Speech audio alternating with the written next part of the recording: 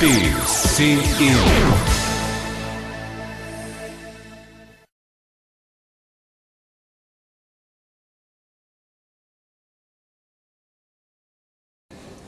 Eminente Dr. Felipe de Salles, peço que ocupe a tribuna para a sua conferência. Eu queria, em primeiro lugar, cumprimentar a todos na pessoa do Dr. Ayrton Grazioli. E queria dizer o seguinte: eu sou um homem de muita sorte, porque a mim me cabe falar sobre a qualidade no serviço social junto ao terceiro setor. E eu me recordo de que fiz alguns cursos, mais de um, e lá aparecia por vezes um engenheiro que dizia o seguinte: olha, cursos de gestão, de gerenciamento, na área de gestão. E olha, eu sou mais um. Quando chegou o primeiro, até eu quis entender o que era esse mais um. Eu sou mais um engenheiro que não dei muito certo na engenharia, eu me dedico ao gerenciamento. E eu sou um advogado. Eu cursei a faculdade de Direito e cursei também a faculdade de Filosofia. Mas, na verdade, eu gosto mesmo de gerenciamento. E a nossa conversa aqui hoje vai ser uma conversa focada na qualidade do serviço social. Eu queria que mantivesse, por favor, o início. Eu queria que mantivesse o início. A qualidade do serviço social junto ao terceiro setor. E queria conceituar desde logo o que seja o termo qualidade, para que nós pudéssemos ter uma conversa melhor gerencialmente falando. Qualidade é a satisfação das necessidades das pessoas. E o terceiro setor eu irei definir, eu irei conceituar mais adiante com o professor que nos antecedeu. A qualidade. Agora, por falar em qualidade, eu vou me reservar a nossa conversa acerca do TQM, o Total Quality Management. O TQM, o gerenciamento pela qualidade total, foi um movimento surgido do Japão na década de 50 e que tirou o Japão daquele buraco em que se encontrava. O Japão estava de fato acabado. E eu não sei, aqui alguns devem se lembrar, e outros devem, como eu, por exemplo, conheço por leitura de textos, né? De que o produto japonês não era vendido no mundo. O Made in Japan, ninguém queria o Made in Japan, porque era produto sem qualidade. E com a aplicação do programa de gestão pela qualidade, eles conseguiram mudar esse conceito no mundo. E hoje, por exemplo, se procura. Eu quero comprar, por exemplo, um veículo, quero comprar um televisor, alguma coisa, eu quero saber, é japonês? Se é japonês, é coisa boa. E eu estou dizendo isso porque nessa nossa palestra aqui eu vou falar muito de controle interno. O que está faltando em muitas entidades, e nós temos visto aí nos jornais, através da mídia de um modo geral, e através também das redes sociais, nós temos visto aí muitas entidades que estão deixando a desejar. Estão deixando a desejar por falta de controle interno. E nós temos o controle interno. Esse controle interno pode ser feito por terceira parte, ou pode ser feito pela própria empresa, e temos também o controle externo, que fica a cargo do Tribunal de Contas e também, por que não, através do custos legis, também a cargo do Ministério Público. Então, nós iremos falar do controle interno, do controle externo sistêmico, que é esse ao qual me referi, e do controle externo assistêmico, que é esse das redes sociais. O que é que nós temos observado nas redes sociais? Elas são incontroláveis e muitas vezes são irresponsáveis. É isso que nós temos observado. Agora, os senhores convirão comigo que nós temos por volta de 11h30, meio-dia já. Sei que a atenção nossa já está até meio capaz de desviar, mas eu vou usar muito aqui dos slides. E o primeiro slide que eu queria pedir ao livro que colocasse, olha, satisfação das necessidades das pessoas. Satisfação das necessidades, não é qualidade, não é isso? Tenho certeza absoluta de que aqui pelo menos a metade estaria perfeitamente satisfeito com essa Ferrari. Ou então agora o outro carro. Ah lá, transporte turístico. transporte turístico. Garanto que antes eles falavam assim, olha aqui, que a gente viesse aqui, essas montanhas são lindas, maravilhosas, mas eu pergunto, trazer essa perua, esse caminhãozinho para quê? Não é verdade? Porque olha, eles não estão aproveitando do turismo e não estão aproveitando do passeio. E eu queria dizer o seguinte, também acontece conosco nas entidades de interesse social. Nós temos entidades de interesse social que são verdadeiras Ferraris. Nós vimos aqui a Fundação Álvares, além de outras, né? Estão todas aqui, as que são verdadeiras Ferraris. E nós temos também, e disso nós vamos cuidar um pouco hoje, algumas instituições de interesse social que são esses caminhõezinhos. E eles acabam por comprometer o nosso trabalho, o trabalho dos respeitados, o trabalho daqueles que são sérios. E a gente fica até com medo de amanhã ou depois aí um legislador resolver tomar alguma medida legislativa contra as entidades de interesse social, prejudicando, inclusive, o fundamento delas. O presidente Fernando Henrique Cardoso foi quem, na década de 90, acabou por consolidar essa figura entre nós. E nós, então, temos um pouco medo de que isso possa prejudicar o nosso trabalho. Agora, como reverter isso? Aí é que vai girar todo o nosso bate-papo desta manhã, quase tarde. No Tribunal de Contas, o que temos observado através da mídia é que muitas entidades de interesse social não têm atendido ao mínimo de sua exigência. Agora, eu vou citar aqui algumas anomalias que nós encontramos no Tribunal de Contas, para que nós possamos juntos raciocinar em cima das anomalias e depois nós vamos dar sugestões de como nós podemos encaminhar a solução dessas anomalias, mas sempre, como disse aos senhores, fundadas essas sugestões no TQM. Vamos ver. Indicadores e metas que não permitem a avaliação de desempenho da instituição contratada. Não vamos nos esquecer de que as metas, a meta de futuro, a visão de futuro, as metas de longo prazo, as metas de curto prazo, as metas diárias, se elas estiverem sendo aplicadas a contento e devidamente controladas, se houver um controle, uma fiscalização, se houver, nós teremos essas questões resolvidas, mas nós iremos tocar nisso mais adiante. A segunda, ausência de estipulação de prazo de execução para determinadas metas registradas ou por conta de excessiva generalidade de novas ações previstas e introduzidas por aditamentos ao contrato original.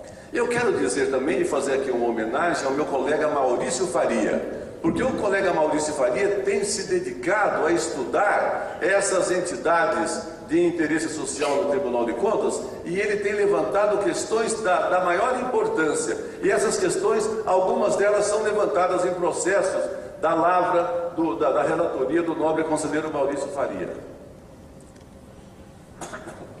Ausência de metas de produção e indicadores de desempenho atrelados ao atendimento pretendido pela parceira.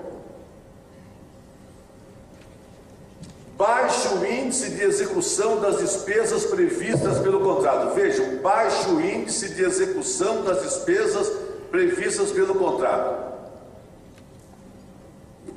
Olha que absurdo. Vejam que absurdo. Recursos públicos repassados para pagar serviços, mas que ficaram em aplicações financeiras da entidade. Com certeza, porque a entidade não tinha presente a meta, não tinha presente a visão de futuro, não tinha presente os meios em que ela teria que dispor para atingir as metas propostas. Talvez em razão de tudo isso ela tenha aplicado em aplicações, tenha deixado o dinheiro em aplicações financeiras, pensando o seguinte: olha, o Tribunal de Contas não vai ver, o Ministério Público não vem atrás de mim. Se vier atrás de mim, eu falar, o dinheiro está aí. Olha, gente, não é assim que nós temos que conduzir as entidades de interesse social. Isso significa que o dinheiro público foi disponibilizado e a sua finalidade não se realizou. Esse procedimento prejudicou a qualidade e o resultado do gasto público, motivando notícias desastrosas para as entidades de interesse social. Os serviços não foram prestados, implantação de infraestruturas e equipamentos não foi realizada, o pessoal não foi contratado, ou seja, aquilo que deveria ser produzido no âmbito do contrato, em grande medida, não foi efetivamente feito. Grande prejuízo à população, porque são serviços não prestados. E mais, sem aquela suposta qualidade adicional que o contrato deveria trazer. Quando possível determinar, verificou-se baixo índice de atendimento dos objetivos e metas previstos pelo contrato. O que nós estamos observando que é falta de gerenciamento e ponto.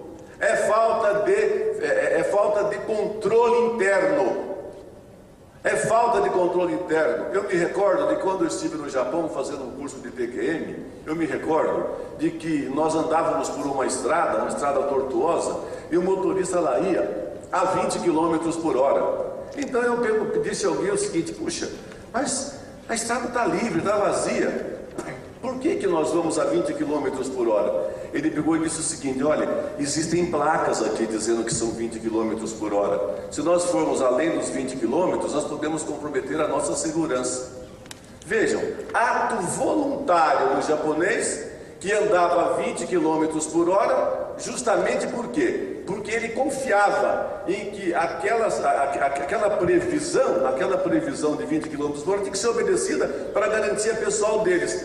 E aqui no Brasil você vê, aí a televisão filma e mostra para a gente, o sujeito está andando a 120 por hora e passa o outro jum, quando não passa de moto. Quer dizer, então, nós temos que ter consciência. Se nós não tivermos essa consciência, depois eu vou contar a história do sapo fervido. Se nós não tivermos a consciência, nós podemos sucumbir.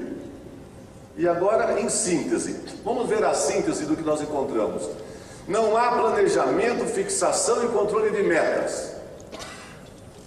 A fiscalização é omissa. Quando eu digo fiscalização, estou dizendo controle interno, que deve ser prévio, permanente e concomitante. Prévio, concomitante e permanente.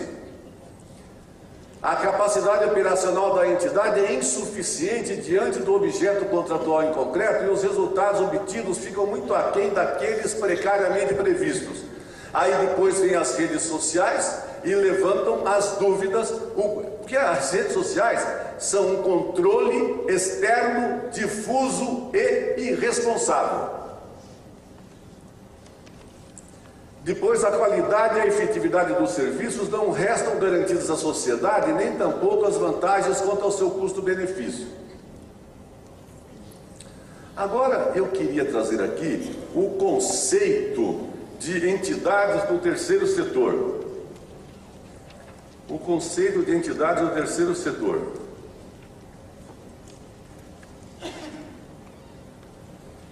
Esse conceito é do Dr. José Eduardo Sabo Paz, no livro do Dr. Ayrton, que eu já mencionei, a página 7, que diz o seguinte: terceiro setor, entidades de interesse social, conjunto de organismos, organizações ou instituições sem fins lucrativos, dotados de autonomia e administração própria, que apresentam como função e objetivo principal atuar voluntariamente junto à sociedade civil, visando ao seu aperfeiçoamento.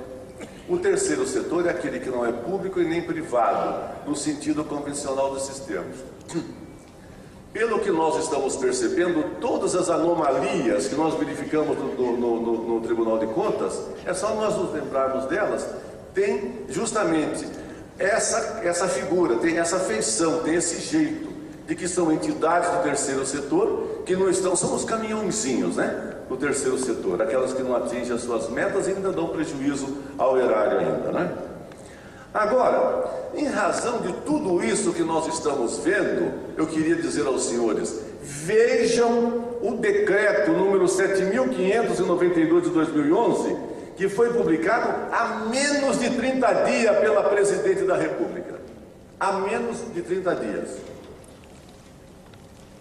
Está vedada, ou seja, proibida, a transferência de recursos a entidades privadas sem fins lucrativos que tenham em suas relações anteriores com a União incorrido em pelo menos uma das seguintes condutas. Primeira conduta, omissão do dever de prestar contas. Olha que barbaridade. Quando a entidade que estiver atuando com controle interno perfeito, basta apertar uma tecla do computador e sai a prestação de contas. Não é difícil de fazer prestação de contas. 2. Descumprimento injustificado do objeto de convênios, contratos de repasse ou termos de parceria. Veja, descumprimento injustificado. Quer dizer, o decreto até admite o descumprimento, o que é um absurdo, né? Porque se você estiver agindo de acordo com preceitos de qualidade, você não vai descumprir. Descumprimento injustificado de objeto de convênios, contratos, repasses ou termos de parceria. Desvio de finalidade na aplicação dos recursos transferidos. Ocorrência de dano ao erário. Ou prática de outros atos ilícitos da execução de convênios, contratos de repasse ou termos de parceria. O que é que nós observamos? Que todos nós fomos colocados no mesmo balaio. Eu me recordo de que, quando se inventou o termo Marajá, eu vi entre dois lixeiros da prefeitura um dizendo para o outro: "Ô, seu Marajá", que nós sabemos que não tinha nada a ver. Quer dizer, então, o que significa isso? Significa que todos estamos na mesma situação. Aquelas entidades Ferraris estão na situação das entidades piruazinhas ou caminhõezinhos, o que é um absurdo. Eu até quero sugerir, doutor Ayrton, que os estados, através de Vossa Excelência, pudessem fazer reuniões de cases, para que cada entidade pudesse mostrar às outras entidades um case de sucesso. Esses cases são bons porque eles motivam as outras entidades a atuarem de conformidade com preceitos de gestão pela qualidade. É muito bom isso daí. E eu fiz aqui algumas anotações que me parecem um negócio interessante. Um primeiro comentário leva-nos a constatar a gravidade do momento. Trata-se de uma medida da chefe de governo do Estado brasileiro, suspendendo todos e quaisquer pagamentos e contratos celebrados com entidades privadas sem fins lucrativos. Entidades privadas sem fins lucrativos. Todos estamos na mesma situação.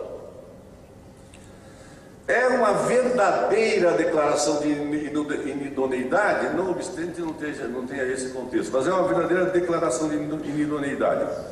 Deveriam essas instituições ser proibidas de contratar com o poder público. Agora, o que é que nos resta? Nós temos que mudar. Essa situação não pode permanecer assim. Eu me lembro de uma história aqui do sapo fervido. Eu vou contar para os senhores a história do sapo fervido. Eu sei que muita gente já conhece a história do sapo fervido, mas quem conhece vai de conta que não conhece. Agora, os que não conhecem vão conhecer comigo aqui a história do sapo fervido. Nós pegamos uma tina d'água e tina, todos sabem o que é tina aqui, não é? Uma tina d'água, uma bacia muito grande de água quente, fervendo, pelando. E nós jogamos o sapo lá dentro, ele bate e pula. Ele não fica. Agora, se nós resfriarmos a mesma tina d'água, numa temperatura ambiente do sapo, e nós lá dentro colocarmos o sapo, ele vai começar a mexer-se para lá, mexer-se para cá, abre o olho, fecha o olho, porque é o habitat dele. E do lado de fora, com o maçarico, nós começamos a aquecer essa água. A gente vai perceber que ele vai ficar incomodado. Mas é bem possível que uma hora depois ele esteja irremediavelmente cozido. Esse exemplo vem pela seguinte razão: ou nós tomamos uma medida para nós sairmos dessa situação, ou nós poderemos estar irremediavelmente cozidos num futuro muito próximo. Porque agora, como disse o presidente Fernando Henrique Cardoso, é tudo muito rápido. Eu devo lembrar que em São Paulo, eu sei que existe gente que não é de São Paulo, mas as indústrias Matarazzo demoraram mais de 30 anos para irem para a falência, não foi isso? Agora eu me lembro de que o Mapping abriu num dia, não abriu, fechou num dia, não abriu no outro dia. Quer dizer, o negócio está indo muito rápido. E agora vem algumas sugestões para nós podermos encaminhar a solução desses problemas.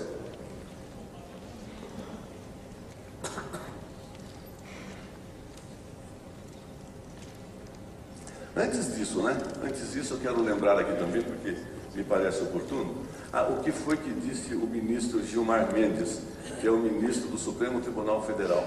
Olha o que ele diz com relação às entidades de interesse social.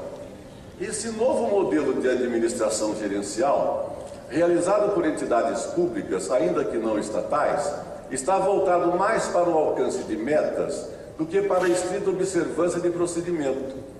A busca da eficiência dos resultados por meio da flexibilização de procedimentos justifica a implementação de um regime todo especial, regido por regras que respondem a racionalidades próprias do direito público e do direito privado. Eu quero lembrar que esse texto eu colhi, o voto vista em medida cautelar de ação direta de inconstitucionalidade, do processo número 1923/5 do Distrito Federal, eu colhi de um processo do conselheiro Maurício Faria.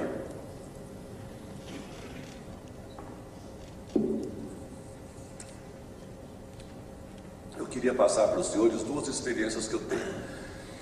Quando se fala em programa de gestão pela qualidade, a linguagem é muito simples. As coisas são muito simples, as situações são muito simples, porque elas têm que ser entendidas por todos da empresa, desde aquele que não tem o curso primário sequer, até o presidente da empresa, o CEO, o presidente da empresa.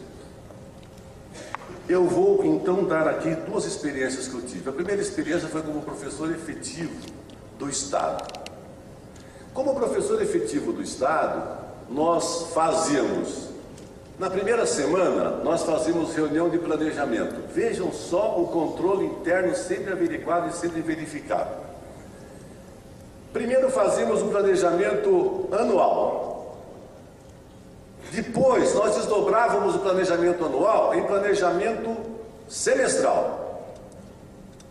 Depois, desdobrávamos em trimestral, em mensal, e todos os dias nós tínhamos que fazer um plano de aula. Perceberam? Nós íamos fazer o link, nós íamos verificar se nós estávamos atingindo as metas. Aí, nós fazíamos o plano de aula.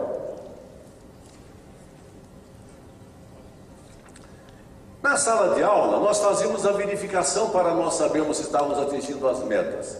Essa verificação, às vezes, na arguição de um aluno, ou fazíamos através de uma medida escrita, de uma provinha escrita, de alguma questão escrita. Mas, por quê? Porque depois eu vou fazer um link entre isso e o PDCA, depois eu vou fazer um link para mostrar como é que está no PDCA. Aí, uma vez por semana, vinha o professor Alceu. E quem é o professor Alceu? Era o diretor da escola. Ele chegava à sala de aula, ele pegava o nosso diário de classe e ia verificar se no diário de classe estava sendo obedecido o nosso planejamento, porque ele já tinha cópia. Se estava sendo obedecido o nosso planejamento. E aí, ele pegava um caderno do aluno, e com o caderno do aluno, eu observava se a matéria estava sendo dada para o aluno. E ele mesmo, às vezes, fazia algumas perguntas ao aluno. Ora, um controle interno. Eu tinha feito o meu controle interno enquanto professor, e o professor Alceu fazia um outro. Naquele momento, lógico, eu era professor, eu exercia a função estratégica, a função tática e a função operacional. Essas três funções eram exercidas por mim. O professor Alceu, que era o chefe tático do colégio, vinha. Uma vez por mês, pelo menos, lá vinha a dona Geraldina. A professora Geraldina era delegada de ensino. E ela chegava, e por amostragem, ela entrava em 4, 5 salas de aula. Lá ia a dona Geraldina, da mesma forma que o professor Alceu. Ela pegava o caderno do aluno, verificava como é que estava sendo e fazia a verificação. Era um controle externo era um controle interno nosso, mas era de terceira parte, agora é uma parte de fora, de terceira parte. E essa experiência, eu queria agora dizer aos senhores que eu vou me servir do PDCA. O PDCA é uma ferramenta do TQM, que vai nos mostrar como se faz um planejamento, como se atua na correção e como se faz a melhoria contínua. Tenho certeza de que muita gente, quase todo mundo sabe disso aqui, mas queria só lembrar porque eu acho importante lembrar. Plano. P vem de to plan, que é o verbo planejar. No to plan nós temos que definir as metas e determinar os métodos para alcançar as metas. Vejam, naquele planejamento anual, semestral, trimestral, mensal e diário, eu tinha as metas definidas, eu tinha os métodos definidos, e mais que os métodos, eu tinha inclusive a forma de motivar a criança. Eu era, repito, professor efetivo do Estado, concursado. Eu tinha as metas. Aí depois vem o de tudo fazer, aí no interno da própria escola. No momento que lá ia a delegada de ensino, ela estava fazendo um controle interno ainda, mas um controle interno, porque nós sabemos que as próprias leis de sociedade anônima existem uma disposição legal que diz que elas têm que ter auditoria, elas têm que ter auditoria de empresa privada. E na action, o que é? Nós vamos atuar no processo em função dos resultados. O que foi que eu observei no resultado? O resultado foi altamente favorável, eu vou incorporar no to plan da próxima conexão. A próxima conexão vai aparecer com melhoria contínua. Ah, mas o resultado foi aquém? Ah, então eu vou melhorar. Eu vou ter que melhorar para que o próximo, para quando for rodar novamente o PDCA, para que eu tenha uma resposta positiva daquilo que eu estava fazendo. Quer dizer, o aprendizado, porque aprender significa mudar a conduta diante de situação nova. Educar significa, vem de ex ducere, que para quem sabe latim é um negócio gostoso, né? Ex ducere, duco é caminhar, duco é conduzir. Por isso que em São Paulo nós temos o nosso slogan, um duco, né? Então é conduzir. E ex é um prefixo grego que significa extrair para fora. Então nós temos que extrair as potencialidades do educando para nós realizarmos o educando na educação, que é a formação integral do indivíduo. A outra experiência que eu tenho, aí eu já atuei apenas como estratégia, foi quando nós fizemos um choque de gestão no Tribunal de Contas. E lá aplicamos o TQM com a fundação da Cristiano Ottoni, do professor Falcone, que hoje presta, inclusive, prestou serviço ao governo do Estado de Minas e hoje presta serviço ao governo federal. Lá nós estabelecemos 4 grandes metas. Veja, a situação era bem diferente, né? Agora nós estamos falando no Tribunal de Contas de um choque de gestão. A primeira grande meta era a mudança de conduta, a mudança de cultura da empresa, a mudança de cultura da instituição. E nós fizemos essa mudança através do programa de 5S. Mas sempre com o PDCA. Nós fazemos o programa de 5S sempre com o PDCA, com a verificação. Nós sempre atuamos em cima do PDCA, que é uma ferramenta eficiente, muito eficiente para o nosso trabalho. A segunda grande meta foi a implantação do Total Quality Management. Então aí nós registramos as atividades e padronizamos os procedimentos. E aí nós aplicamos todas as ferramentas do TQM, são várias ferramentas.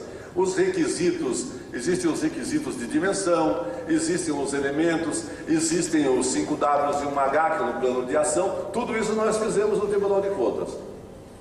A terceira grande meta foi a conquista da certificação de ISO 9001. E nós obtivemos a ISO 9001 através da BSI, que é uma empresa inglesa. a BSI, e o Tribunal de Contas, então, hoje é certificado com ISO 9001.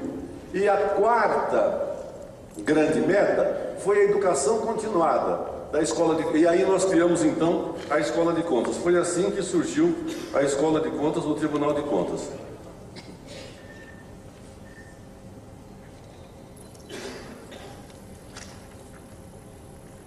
Hoje, foi o que eu disse, e agora já estou bem consciente disso. Ou nós mudamos, ou eles mudam a gente. Porque as redes sociais são incontroláveis. E as redes sociais, antigamente nós tínhamos só o jornalismo, não sei se os senhores se lembram, investigativo. Hoje esse jornalismo investigativo, ele começa investigando, acessando o Facebook, Orkut, Twitter, e depois é aí que ele continua o trabalho dele. Olha que loucura que hoje que nós estamos hoje, olha, o Orkut, o Facebook, o mundo digital. Nós temos que mudar o jeito de fazer as coisas, porque hoje nós estamos entrando na era do comportamento, e as entidades de interesse social, como a mulher de César, Césares mulher, non solo debet esse honesta, sed essiam debet videri. Conseguiu colocar um acento breve ali, os senhores viram ali? Acento breve, conseguiu colocar no videri. Para finalizar, nós podemos dizer que mudança de paradigma é a palavra de ordem hoje em dia nas entidades de interesse social. Muito obrigado.